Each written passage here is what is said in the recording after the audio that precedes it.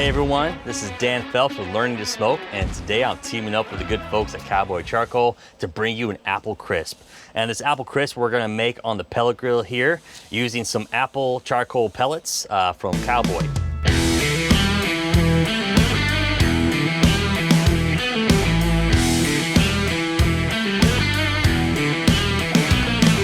And so the way we're gonna start this off here is we're gonna take our apples and we're gonna mix it here in the bowl, which I will do right now. And then I'm going to mix in some sugar. Who doesn't love sugar?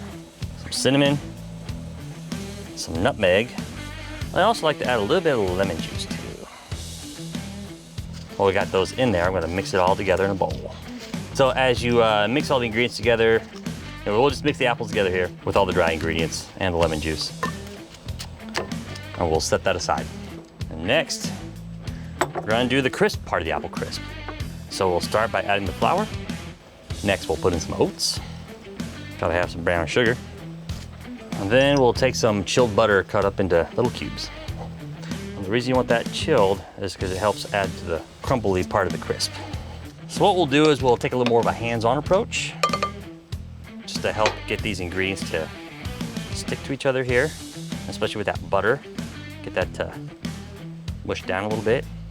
So you want to try and, if you're going to mix this by hand, you could always use a mixer if you need, like a KitchenAid, but since we're outside here, I'm going to be using my hands to mix that up. And if you do, just make sure to try and even break up, smash into the butter a little bit more.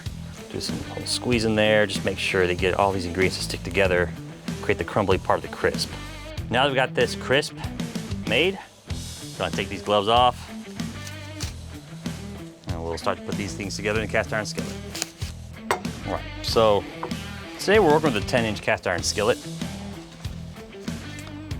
We'll spoon in our apples. Spread that around evenly in there. And now we'll put in the crisp. Layer that on top.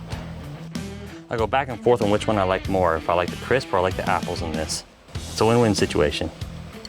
Now that's put together, we're gonna put this on the grill at 375 degrees for 45 minutes.